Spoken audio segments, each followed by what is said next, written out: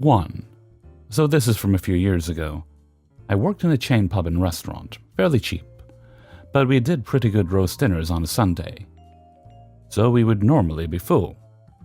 On the day this happened, we had been stacked, as in no table left empty for more than about 2 minutes all day. It's about 8:20 p.m., and we close at 9 on a Sunday. A couple walk in, and the guy demands the nicest table we have, with his first words to me, which I take as an odd start, but oh well. I sit them in a fairly private corner of the restaurant. We are only now starting to have a few empty tables, so they can have a table for 4, which I consider nice. I take their drinks order and come back to take the food order.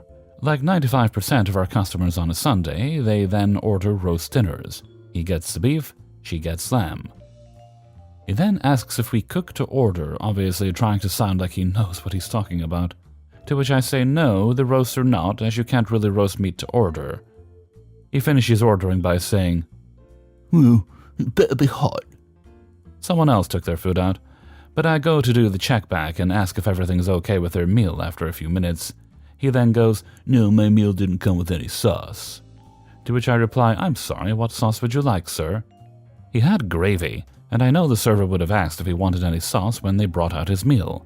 He goes, "Mustard, Dijon mustard." Like he's James Bond. I go on the hunt for some, and I say it's been a busy day and we ran out. Our main food order with all the sauces, etc. came on the Monday. And frankly, it's not something many people ordered normally. So we did not have a massive stock. I go back and tell him, "I'm sorry, sir, it appears we've run out. It's been a very busy day." "What do you mean you've run out? I want Dijon mustard." Like I say, sir, we've been very busy and it's late in the service. Unfortunately, we've run out. "Rubbish. Go and buy some then." "Sorry, sir, it's a Sunday, and the shops will be shut by now." "I want to see your manager." I go and get the manager. She introduces herself and tries to calm him down. By this point, it's 8:40, and we're closing in 20 minutes, and the place is emptying out. She tries offering him other sauces, to which he says no. Then he literally bellowed the line, "If you don't have Dijon, I'm not paying," making people over the restaurant look around. My manager, I think, had decided what's the point arguing too much, and said fine, then walked away. He looked crestfallen, like he had wanted the argument.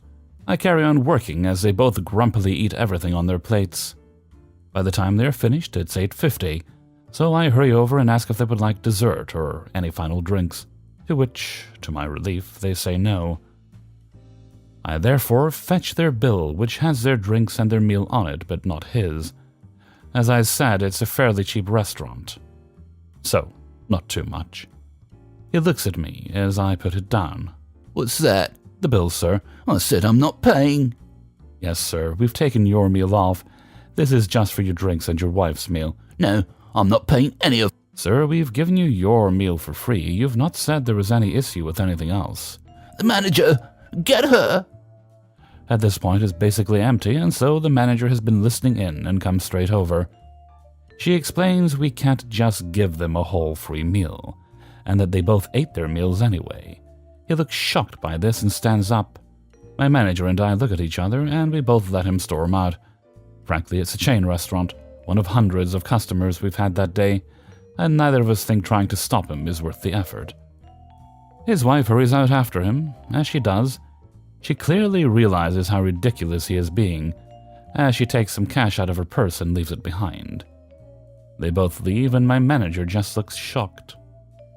Turns out she had left more than enough to cover the bill, even with his meal included, so I made a fairly good tip off of them.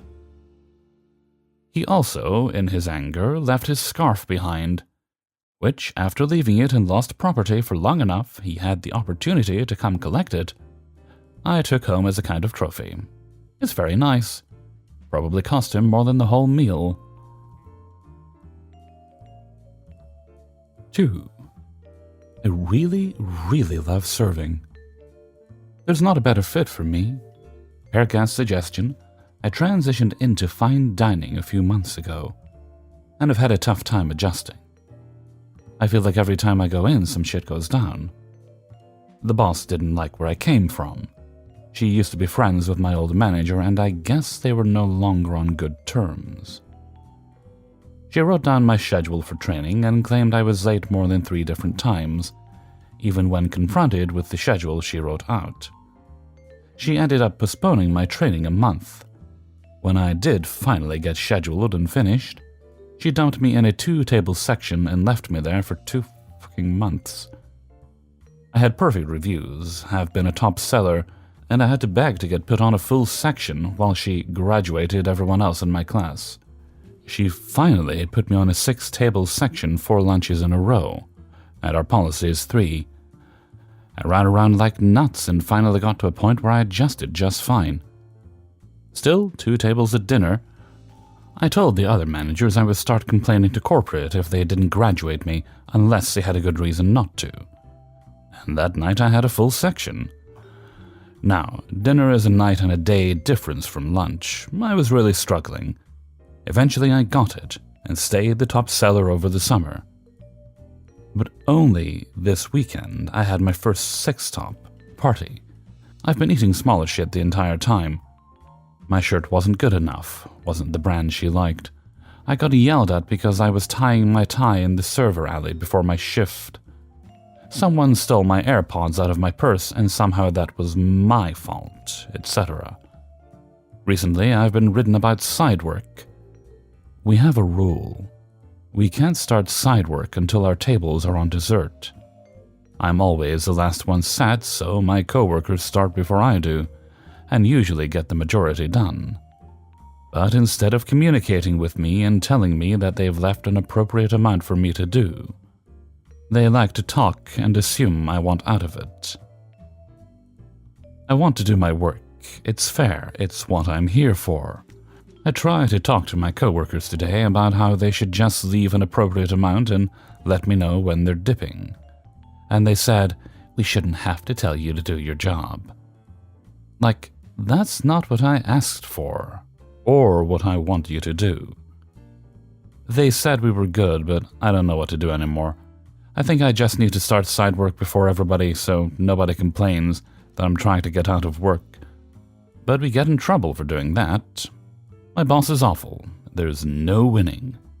The money is so good that I'm afraid I won't get another job this great somewhere else. Sorry for the rant. 3. Last night was extremely busy and we were short-handed. I was working down on the floor and had a bigger than usual section for a server down there. It's no big deal because I usually work in the bar and patio, and it's a lot busier up there and less organized as far as rotation. You get what you get, and you deal with it in the bar, so I'm ready for anything. I end up with a few tables in my section and an 8-top on the far end of the restaurant with a 6-top on the other side. It's a huge place, and this is a challenge, no doubt. They give me these because their servers will bitch if they have more than 2 tables. It's crazy. I'm running, but I'm good and I know I'm gonna make bank. Well, I get another 6-top and things would be great, except these people are fucking crazy. They radiate pure chaos and I'm scared. It seems to be 2 elderly grandparents and their 2 cracked-out daughters and 2 grandchildren. Daughter 1 is twitchy and bitchy and needs a spicy Bloody Mary for her throat. Daughter 2 cries literal tears because one of the entrees comes with mash, and she doesn't eat potatoes. We sub rice. Life is hard for sure. Daughter 1 goes on a tirade about her Cajun pasta and how she doesn't want it spicy. We omit the Cajun butter. Granddaughter orders butter pasta. They rattle off the most random shit that they want. There's no structure here. They're driving me crazy. Daughter 1 switches seats at least 3 times. When the food comes out, they run me around and start asking for to-go drinks. I'm confused. And check on my other tables because I don't have time for this weirdness. Daughter 1 hates her pasta. It's bland. Daughter 2 is upset that granddaughter's pasta is bland. Okay, well, butter pasta is the most bland thing you can eat when you omit the seasoning from a dish. It's bland. Whatever. Daughter 2 is rude, and I'm done with her, so I send a manager. Manager comps the pasta and talks with the table. Daughter 1 disappears to the car, and I assume she's smoking meth. Daughter 2 talks loudly whenever anyone is within earshot, but how the food is awful and she will never come back. Oh no. I've had enough and they can fuck right off, so I bring the check and she makes sure to ask for a box of the worst food she's ever had. Luckily, Grandma's paying, and she at least gives me an $8 tip on a $100 check, more than I expected. I should mention that the grandkids were embarrassed and well behaved. I felt bad for them. Don't do meth. 4. Alright, so I broke my cat's bowl today, and for some reason, it reminded me of this, and I still find it funny and thought I'd share it with y'all. About a year ago, I worked as a host at a chain restaurant, so some details might be fuzzy and kind of wonky. I've got the worst memory. Got assigned to work a double. I showed up at 10 to open. We opened at 11. I can't remember whether the waitress just plain showed up late, or if the manager and franchise owner had only scheduled a bartender. Could be either with the manager, honestly. But that day we didn't have a waitress until noon. So it was me, the host, bartender, cooks, and the manager and franchise owner in the back. Just gonna call him manager now because I'm lazy. No bussers, no dishes, no waiters or waitresses. This was pretty normal for opening. Right after opening, 8 people walk through the door. That's not normal for our mornings. Usually we get singles and couples that can be sat at the bar tables. I go ask the manager, hey, they're gonna fill up the bar and want to eat. Can I give the bartender a table? No, he says. He's manning the bar. Put them at the bar. So I send them to the bar. They fill up the bar. There's no room for anyone else. I'm not allowed to give him any more people because it is more than I'm usually allowed to seat a server without warning. They're drinking, having a good old time, having food, being loud, running bartender ragged. I go back to the front, try and be busy. Silverware's rolled, tables are cleaned and neat. So I was probably folding kids' menus. Still don't know why we did that. Even I had a hard time unfolding them, poor kids. Helped bartender run things. Next time I looked back, the manager is setting them at a table. Okay then. These people have been loud, rude, and messy. Our bartender is fantastic and can usually bring out the best in people. When he was on server shift, he'd usually take the problem regulars because they loved him and were on their best behavior. These people were not. I don't know the details, but our bartender is stressed and he's pretty unflappable. Manager has me get them more silverware and menus. I'm setting them down and one of them asks me if my boobs are natural. I pretend not to hear them, because it's too early for that shit and I was a little weenie back then. And the woman next to her's wine glass apparently senses evil and gives up the ghost. She's just holding it up, not moving it, not drinking it.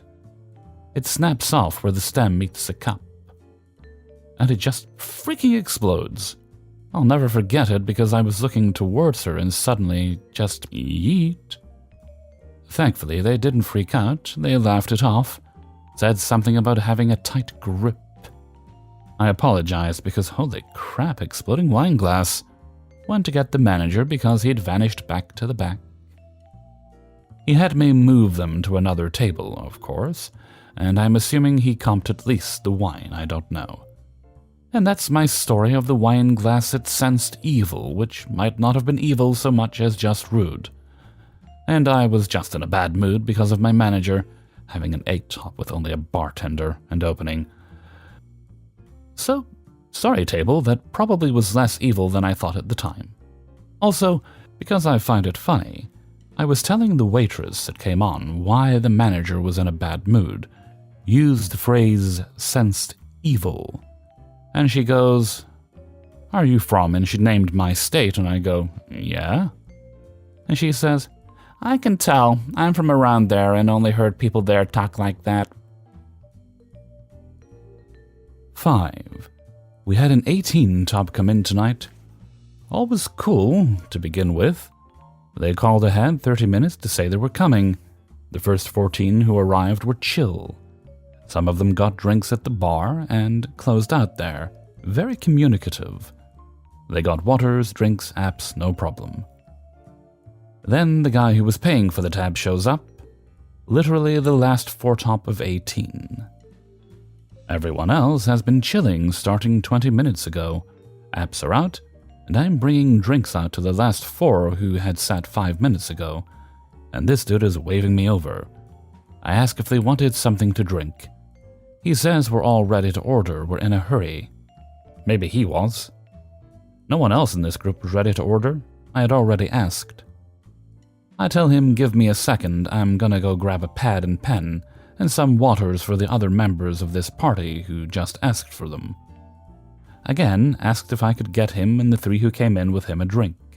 No, they're in a hurry. Take our order.